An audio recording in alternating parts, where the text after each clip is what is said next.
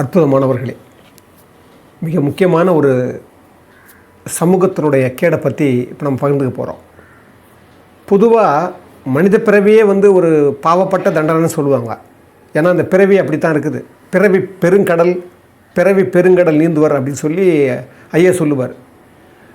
அந்த வகையில் இன்னும் மோசமானது இந்த பெண்களாக பிறக்கிறவங்க பாவமாக மட்டும் இல்லை, பரிதாபமாக மட்டும் இல்லை, அவங்க இனிமேல் அவங்க பிறப்பிக்கவும் வேணாம், அவங்க பிறக்கவும் வேணான்ற மாதிரி தான் தோணுது. ஏன்னா பெண்களுடைய தன்மையை உணர உணர உணர என்ன தோணுதுன்னா, நாம் அவங்களுக்குரிய ஒரு மரியாதை மட்டும் இல்லை, அவங்கள ஒரு மனிதராக மட்டும் இல்லை, ஒரு மாக்களாக மட்டும் இல்லை, ஒரு பிராணியாக கூட நம்ம அவங்கள மதிக்கிறது கிடையாது.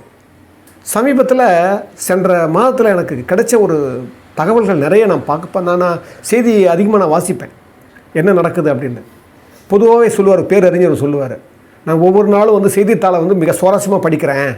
ஏன்னா அதன் மூலமாக இந்த உலகத்தை இறைவன் இல்லை இயற்கை இந்த பிரபஞ்சம் எப்படி ஆளுது அப்படி நான் தெரிஞ்சுக்கிறேன்னு சொல்லுவார். அது மாதிரி நான் இந்த ஒரு ஆர்வத்தோடு தான் நான் உள்ள வாசிப்பேன். சென்ற மாதம் ஒரு 2 வாரத்துக்கு முன்னால் சில நிகழ்ச்சிகள் அப்படியே நான் கதிகலங்க வச்சிருச்சு. ஒரு பெண்மைக்கு உள்ள குணத்தையே நாம் பாழாக்கிட்டோம், ஒரு பெண்மையை பேயாக்கிட்டோம். சில பெண்களை நம்ம அவங்கள அந்த பெண்மையை மதிக்காதாலே அந்த சமூகம் பின்தங்கி கிடக்குதோன்னு ஒரு பயங்கரமான ஒரு வழி எனக்கு ஏற்பட்டுச்சு. அதனால தான் இந்த பதிவு நான் உங்கள்கிட்ட பகிர்ந்துக்கிறேன். குறிப்பாக தென்காசியில் சிவந்திப்பூன்னு ஒரு அம்மா, ஒரு 80 வயசு அந்த அம்மாவுக்கு. அவங்களுக்கு பாருங்கள், 4 பெண்கள் 3 ஆண்கள். அந்த 3 ஆண்களில் ஒருத்தன் முருகன். எல்லாருமே அவங்களுக்கு செட்டில் ஆகிட்டாங்க. பாவம் அந்த அம்மா வேலை செய்யுது, கூலி வேலை செய்யுது, ஏதோ பண்ணிகிட்டு இருக்குது. அந்த அம்மா பண்ணிட்டு இருக்கும்போது முதியோர் பென்ஷன் வாங்குது. அந்த முருகன்றவன் 52 வயசு, இந்த அம்மாவுக்கு 80 வயசு. யார்? சிவந்திப்பூவுக்கு. அந்த முருகன்றவன் என்ன பண்ணுறான், அவன் மது பழக்கத்துக்கு அடிமையாகி நாளடைவில் மனைவி விட்டு பிரிஞ்சு போயிட்டான். போன பிறகு இவன் சும்மா இல்லை, அப்பப்போ அடிக்கடி அம்மாவை தொந்தரவுப்படுத்தி பணம் வாங்கி போகிறது. கடைசியாக இந்த பொங்கல் சமயத்தில் என்ன பண்ணியிருக்கான், அந்த அம்மா அந்த முதியோர் பென்ஷனும் அந்த பொங்கல் பணமும் வாங்கிட்டு வரும்போது, இதை நீங்கள் குடிக்கிறதுக்கு பணம் கேட்டு இம்சை பண்ணி கடைசியில் கொடுக்கலன்னு சொன்ன உடனே அம்மாவையே அம்மிக்கல்ல போட்டு கழுத்தை நெரிச்சு கொண்டுட்டான் பாவி. அது ஒரு நாங்கள் நடக்குது. அதுக்கு 1 வாரத்துக்கு முன்னால் அதே தென்காசியில் இதே மாதிரி ஒரு அம்மாவை ஒரு பையன் இதே மாதிரி ஒரு குடி போதையில் பையன், அவன் பேர் சங்கர நாராயணன், அவனும் அதே மாதிரி கட்டையில் அடித்து கொண்டுட்டான். சரிதான், பரவாயில்லன்னு பார்த்தா ஒன்று நடந்தால் அப்படியே தொடர்ச்சி நடக்கும் போல தெரியுது. இப்போ ஒரு வாரத்துக்கு ஒரு 3 நாளைக்கு முன்னால் காசம்மாள்னு சொல்லி ஒரு கடைசி விவசாயின்னு கூட ஒரு படம் வந்தது, மணிகண்டன் டைரக்டராக பண்ணும்போது விஜய் சேதுபதி நடிச்சிருந்தார். அதில் அது 85 வயசு அந்த விவசாயி நடித்தார் பாருங்கள். அவர் தங்கை நடிச்சிருந்தாங்க, காசம்மாள், 71 வயசு. அந்த அம்மா பாருங்கள், நமக்கொடின்னு பையன், அவன் பையன். அந்த அம்மாவுக்கும் நிறைய பெண்களெல்லாம் இருக்கிறாங்க, எல்லாருக்கும் கட்டி கொடுத்துருக்காங்க. அந்த அம்மா நடிச்சிருக்கு. அவங்களும் அந்த உசிலம்பட்டிக்கு பக்கத்தில் ஆணையூர்னு ஒரு ஊர், அந்த ஊரில் அதே மாதிரி தான் அவங்களும் பண்ணும்போது இவன் நச்சரிச்சிருக்கான், அந்த நமக்கொடின்றவன், எனக்கு குடிக்கிறது பணம் கொடுன்னு சொல்லி. அந்த அம்மா கொடுக்க மறுத்து இருக்குது. அதிகாலை நேரத்தில் என்ன பண்ணிட்டான், கட்டையாலேயே அடித்து அந்த அந்த அந்த காசம்மாலை நாசம்மால் ஆக்கிட்டான் பாவி. அது நான் படித்த உடனே எங்கே பார்த்தாலும் இது நடக்குது. தாய்மைக்கு மரியாதையே இல்லை. ஆனால் எல்லாத்துக்கும் ஒரு மையம் ஒன்று இருக்குது, என்ன தெரியுமா, இந்த குடிபோதை. நம்ம தமிழ்நாடே முன்னணியில் நிற்குது, தமிழ்நாடே எல்லாத்துலேயும் முன்னேறி நிற்குது, உலகத்தில் இருக்கிறதெல்லாம் கொண்டாந்து விற்குது, எல்லாத்தையும் வாங்கிக்கிறோம். நாம் எல்லோரும் இங்கே பண்ணுறதுக்கு முதலீடு பண்ணுறதுக்கு எல்லோரும் துடிக்கிறாங்க, தவிக்கிறாங்க, எல்லோரும் ஆசைப்படுறாங்கன்னு சொல்லிட்டு போகிறோமே தவிர, இங்கே என்னையா நடக்குது நாட்டில்? பெண்கள் 1 பெண்ணா 2 பெண்ணாயா? வயிறு எரியுதையா வயிறு? இது மாதிரி நான் சொல்லிட்டே இருக்கலாம் போல தெரியுது. ஒன்றும் இல்லை. இந்த கிழக்கு கடற்கரை சாலை, இந்த பக்கத்தில் இருக்குது கிழக்கு கடற்கரை சாலை, ஒரு அரசாங்க பள்ளி. ஒரு 8 வயசு பையன், 3ஆம் கிளாஸ் படிக்கிற பையன். அந்த பையன் கிளாஸ் விட்டு வெளியே வந்தால் ஒரு ஜானுங்கன்னு ஒரு 23 வயசு பெயிண்டர் பையன். அவனும் அந்த பையன் என்ன பண்ணுறான், அந்த 8 வயசு பையன் என்ன பண்ணுறான், சாக்லேட் தரேன்னு சொல்லிட்டு அந்த பையன் என்ன பண்ணுறான், அந்த ஒரு 3-4 சிறுமிகளை கூட்டும் போய் அதை சொன்ன பாருங்கள், அந்த ஜான்ற பையன் அவங்ககிட்ட கொண்டு போகிறான். பக்கத்தில் ஒரு காலியாக இருக்கிற அடுக்குமாடி அந்த காலியாக இருக்கான். அந்த பையன் என்ன பண்ணிக்கிறான், பாலியல் வன்கொடுமை பண்ணியிருக்கான். அந்த 4 குழந்தைகளும் பெண் குழந்தைகளை தூக்கி வாரி போடுது. எப்படா தெரிஞ்சிச்சின்னு சொன்னால், அந்த பையன் கூட்டு போனான் பாருங்கள். அந்த பையன் 4 நாளாக வரல. ஏன் வரலன்னு பிறகு பார்த்தா போலீஸ் ஏதோ கூட்டு விசாரிச்சிருக்காங்கன்னு தெரிஞ்சிருக்குது அந்த டீச்சருக்கு.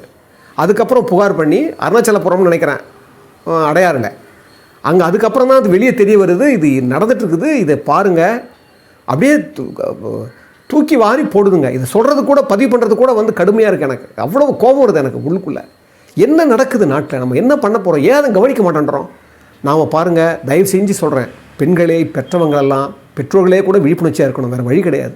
அதே போல் ஒரு வகுப்பாசிரியராக இருக்கிறவங்க இன்னும் நிறைய அத்துமீறாங்க வகுப்பாசிரியர், அதெல்லாம் அது வேறு சொல்ல வந்து அது ஒரு தனி டாபிக்.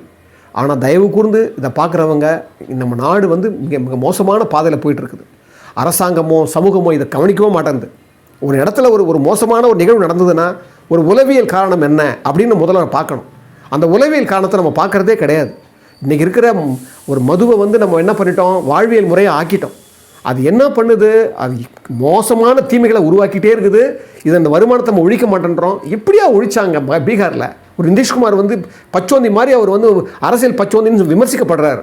ஆனால் அந்த நாட்டில் அவர் பாருங்கள், வந்த உடனே இந்த கடைசியாக ஒரு மூணு வருடத்துக்கு முன்னாலே என்ன பண்ணார், முதல்ல அவர் வந்து மதுவை தான் ஒழிச்சார்.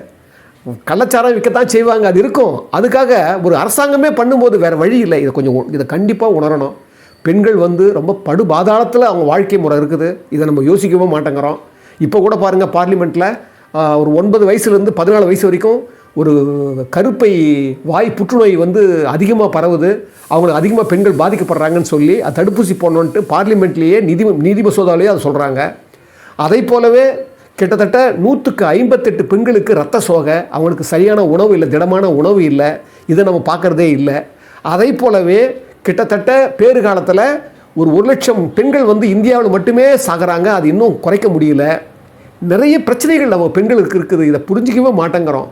நான் கூட சமீபத்தில் ஒரு திருச்செங்கோடில் பெண்கள் கல்லூரியில் பேசினேன். அந்த குழந்தைங்க மத்தியில் பேசும்போது, பெண்மை பற்றி உயர்வாக பேசும்போது அவ்வளோ ஏகோபித்த வரவேற்பு, ஏகோபித்த பாராட்டு, அப்படியே அவங்க ரசிக்கிறாங்க. எல்லாருமே தெய்வீகமான ஒரு பெண்ணாக தான் அங்கே இருக்கிறாங்க. ஆனால் நம்ம இந்த சமூகம் அவங்கள வந்து மதிக்கிறதே கிடையாது. ஏன்னா இன்றைக்கி பார்த்தீங்கன்னா பெண்கள் ஒன்று கொல்லப்படுறாங்க, இல்லை கொலைகாரி ஆக்கிடுறாங்க. படிக்கவே முடியல. ஒரு கணவன் மனைவிக்குள்ளே 2 குழந்தைங்க இருக்குது. இப்போ சமீபத்தில் 2 நாளைக்கு முன்னால் வட சென்னையில் பார்த்தீங்கன்னா ஒரு மளிகடை வச்சுருந்துருக்கிறாரு. ஏதோ ஒரு வியாபாரத்தில் தோல்வி ஆகிட்டார். 10 நாளாக கடை இல்லை. பார்த்தீங்கன்னா அந்த அம்மா ஈசி மையத்தில் போய் வேலை செய்யுது. போய் அவளுக்குள்ளே இந்த தகராறு, சந்தேகப்பட்டு தகராறுலையே கழுத்துலேயே நெஞ்சிலேயே குத்திருக்கான் அந்த கயவன். அந்த பிடிச்சிட்டாங்க. 2 குழந்தைங்க. என்ன ஆகும் வாழ்க்கை? இதை மாதிரி பல பிரச்சனை நடக்குதுங்க. பெண்ணை மதிக்கிறதே இல்லை. பெண்ணை நாம் வந்து ஒரு காலத்தில் பெண்ணை மதிக்கலாம், தாய்மையே அடித்து கொடுறானுங்க, தாயே அடித்து கொடுறானுங்க. இது திருப்பி திருப்பி திருப்பி நடக்குது. இதுக்கு நம்ம ஏதாவது ஒரு தீர்வு வந்து சமூகமோ அரசும் நம்ம சேர்ந்து இதை வந்து பண்ணலைன்னா நிச்சயமாக நம்ம நாடு ஒரு குட்டிச்சோராக மாறி போயிடும். பொதுவாக இங்கே என்ன நடக்குது, கொலைகளுக்கு வந்து கலையே ஒரு கொலைகளுக்கு வந்து ஒரு விலையே இல்லை, அதுக்கு வந்து ஒரு கணக்கே இல்லை. கொலை நடக்கிறது வந்து சாதாரணமாகி போச்சு. நம்முடைய அது மாதிரி வர திரைப்படங்களெல்லாம் பார்த்திங்கன்னா அப்படியே ஒரு 1000 பேர் 2000 பேர் லட்சமாக கொடுறானுங்க, பெரிய பெரிய துப்பாக்கி எடுத்து. ஒரு மனிதனுக்கு மரியாதையே இல்லாமல் போயிடுச்சு. அதெல்லாம் அந்த தாக்கமெல்லாம் இங்கே மனிதனுக்கு வந்து அந்த ஒரு மதிப்பீடு வந்து குறைச்சிருச்சு. தயவு கூர்ந்து இதை பார்க்குறவங்க தயவு கூட சொல்கிறேன், நீங்கள் வந்து பெண்மைக்கு நீங்கள் மரியாதை கொடுக்கலாம்னு பரவாயில்ல, இழிவாக்காதீங்க. பெண்களை பற்றி சொல்லும்போது ஷேக்ஸ்பியர் சொல்லுவார், ஒரு தாய் என்பவள் 100 ஆசிரியர்களுக்கு சமம் அப்படின்வார். வி.சி. காண்டேகர் சொல்லுவார், மராட்டியத்தினுடைய மிக முக்கியமான ஒரு நாவலாசிரியர். அவர் வந்து ஒரு பெண்ணினுடைய ஒரு சொட்டு கண்ணீர் வந்து 100 சொற்களை விட வலிமையானதுன்னு சொல்லுவார். அப்படியெல்லாம் வந்து பெண்மைக்கு நாம் பெரிய மதிப்பு கொடுத்துறதுக்கும் ஆனால் நம்ம போக போக போக சமூகம் வந்து பின்தங்கி மிக மோசமான சூழலை மாட்டிகிட்ருக்கோம். ஒவ்வொரு 11 நிமிடத்துக்கு ஒரு தடவை ஒரு பெண் வந்து தன்னை சார்ந்த காதலனாலேயோ கணவனாலேயோ இல்லை தன்னை சார்ந்த உறவினாலேயோ கொல்லப்படுறாளாம் இந்தியா நாட்டில். இது படிக்கிற போது கடுமையான இது எங்கே நோக்கி போயிட்டுருக்குது, இது எங்கே போய் விபரீதமாக முடிய போகுதுன்னே பயமாக இருக்குது. எங்கே பெண்கள் மதிக்கப்படலையோ, எங்கே பெண்கள் வந்து அவங்கள வந்து நாம் வந்து வனங்களையோ நம்ம சமூகம் உயரவே உயராது. ஞாபகம் வச்சுக்க, நான் அதான் அடிக்கடி சொல்கிறது, ஒரு பெண் ஒரு வீடு தரை மீது நிற்கவில்லை, பெண் மீது நிற்குதுன்னு சொல்கிறான். ஏன்னா எல்லாத்துக்குமே பெண் தான் காரணமாக இருக்கிறாள். அந்த பெண்ணை நம்ம வந்து ஒரு மாதராக பிறக்கிறதுக்கு மாதவம் செய்திட வேண்டுமான்னு சொல்கிறோமே தவிர, மேடைகளை சொல்கிறோமே தவிர, பெண்கள் மதிக்கப்படுறதே இல்லைங்க. அதுவும் மிதிக்கப்படுறது கூட இல்லை. ஆவுன்னா நம்ம எடுத்துடுறோம். அந்த அந்த பெண்மையை வந்து அது எப்படி சொல்கிறது, சாதாரண ஒரு புல் போட்டு தூக்கி போடுற மாதிரி அப்படி கொண்டு வர்றானுங்க. ரொம்ப கடுமையான ஒரு பதிவாக தான் இதை நான் பதிவிட நினச்சேன். ஆனால் என்னால் முடியலை. தயவு கூர்ந்து இதை பார்க்குறவங்க, நம்ம அதிகமான கொலைகளை எப்படி நடக்குதுன்னா முன்விரோதமோ தகாத உறவுகளால் தான் கொலை நடக்குது. கொலைகள் வந்து பார்த்திங்கன்னா தேர்தல் சமயத்தில் கொலை நடக்குது, சமய பூசலில் கொலை நடக்குது, மத பூசலில் கொலை நடக்குது, சாதி பூசலில் கொலை நடக்குது, கொலை பண்ணும்போது ஒருத்தர் பார்த்தாத கொலை நடக்குது. அதே மாதிரி பார்த்திங்கன்னா சமூகத்தில் கூலிப்படையை வச்சுக்கிட்டு சொத்துக்கு தகராறில் கொலை நடக்குது, பழிக்கு பழி வாங்குற கொலை நடக்குது. நம்ம வந்து எல்லாமே அந்த குறைகளை பார்த்தா இதை பற்றி பேசிகிட்டே போகலான்னு தோணுது. ஆனால் என்னென்னா நம்ம எதை தீமைகள் அதிகமாக பேசுகிறோமோ அது நம்ம தெரியாமல் ஒட்டிக்குன்னு சொல்கிறதால நான் ரொம்ப எச்சரிக்கையாக தான் பேசுகிறேன். தயவு கூர்ந்து சமூகம் கீழான நிலையை நோக்கி போயிட்டுருக்குது. இந்த நேரத்தில் நாம் வந்து பெண்களை வந்து நிச்சயமாக பெண்களுக்கு உரிய கௌரவத்தையும் அவங்களுக்குரிய ஒரு மரியாதையை நம்ம கொடுக்கலன்னா சமூகம் மட்டும் இல்லை, இந்த குடும்பம் கூட செஞ்சு போயிடும். செஞ்சு போயிடுச்சா, ஏற்கனவே செஞ்சு போயிட்டு தான் இருக்குது. அதனால் தயவு கூர்ந்து பெண்மையை மதிக்கணும். இந்த பெண்மையை மதிக்கிறதுக்கு ஓஷோ சொல்லுவார் இடத்துல, பெண்களை ஆராயாதீங்க, பெண்களை நீங்கள் வணங்குங்க, பெண்களை நீங்கள் வந்து நேசிங்க, பெண்களை வந்து நீங்கள் வந்து இறக்குணர்ச்சியோடு அவங்கள நேசிக்க கற்றுக்குங்க. முதல்ல அவங்கள ஆராயாதீங்க, ஆராய்ஞ்சிங்கன்னா நீங்கள் மாட்டிக்குவேன்னு சொல்லுவார். என்ன காரணம்னா அவங்க அதுக்கெல்லாம் அப்பாற்பட்டவங்க. அதனால் தயவு கூர்ந்து இந்த பதிவை பார்க்குறவங்க பெண்மையை நீங்கள் உங்களுக்குள்ளே நீங்கள் விழிப்புணர்ச்சியோடு தான் நீங்கள் பெண்மையை அணுக வேண்டிய. அவன் சொன்ன பாருங்கள், அந்த ஒரு பையன் பண்ணான்னு சொல்லி ஒரு பாலியல் வன்கொடுமை பண்ணால் பாருங்கள், அந்த பையன் இப்போ போக்சோ சட்டத்தில் வந்து பண்ணியிருக்கான். நம்ம போக்சோ சட்டம் புதுசாக ஏற்றிருக்கிறோம். 16 வயசுக்குள்ளே அவன் தப்பு பண்ணான்னா 20 வருஷம், 18 வயசில் அவன் பண்ணான்னா 10 வருஷம் தண்டனை. மிக மோசமான பாலியல் வன்கொடுமை பண்ணால் காலம் பூரா, அதாவது அவன் ஆயுசு பூரா வந்து அவன் சிறைய தண்டனை அனுபவிக்கணும். அப்படியே தான் போக்சோ சட்டம் வந்து வடிவமைச்சிருக்கிறோம். இவ்வளோ சட்டங்களும் இவ்வளோ திட்டங்களும் போட்டு கூட நம்ம வந்து நம்மளை கட்டுப்படுத்த முடியல. இன்னும் அதிகமாக தான் குற்றங்கள் பெருகுது. இது நம்ம என்ன ஏதுன்னு சமூக ஆர்வலர்களும் வரணும். பெண்களை சார்ந்த நிறுவனங்களெல்லாம் கூட என்ன பண்ணுன்னு தெரியல, அவங்கெல்லாம் இதை கொண்டு வரணும். ரொம்ப உளவியல் பூர்வமாக நம்ம சமூகத்தை கட்டமைக்கணும். இதுக்கு முக்கியமான விஷயமாக இதை நான் கருதி இதை பண்ணுங்கள்.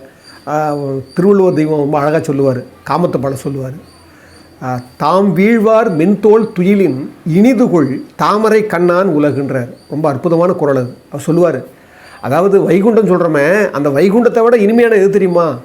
தாம் வீழ்வார் மென்தோல் அப்படிங்கிறார். ஒரு பெண்ணை விரும்புகிற ஒரு பெண்ணை அவருடைய தோளில் நம்ம வந்து அந்த தோளில் நம்ம வந்து சாயிரம் பாருங்கள், அதை விடவா ஒரு இனிது அப்படின்வார். அந்த அந்த அந்த அந்த பேதை பெதும்பை மங்கையாக இருக்கா பாருங்கள், அதுக்கு ஒரு அற்புதமாக ஓம சொல்லுவார். அதுக்கப்புறம் இல்வாழ்க்கையில் சொல்லுவார், வையத்துள் வாழ்வாங்கு வாழ்பவன் வானுரையும் தெய்வத்துள் வைக்கப்படும்றார். இல்வாழ்க்கைக்கு பெண் எவ்வளோ முக்கியம், அந்த பெண்ணை கூட நீங்கள் இணைந்து வாழும்போது அப்படிப்பட்ட ஒரு தெய்வீகம் அங்கே இருக்குதுன்னுவார்.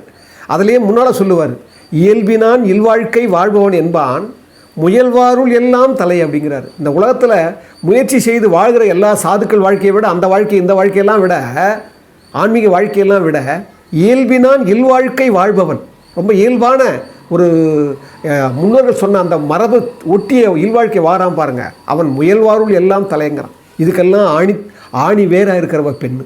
அந்த பெண்ணை வந்து நாம் மதிக்கலாம் கூட பரவாயில்லைங்க, மிதிக்காதீங்க. அந்த பெண்மையை வந்து இழிவுபடுத்தாதீங்க, தாய்மையை கொண்டுடாதீங்க.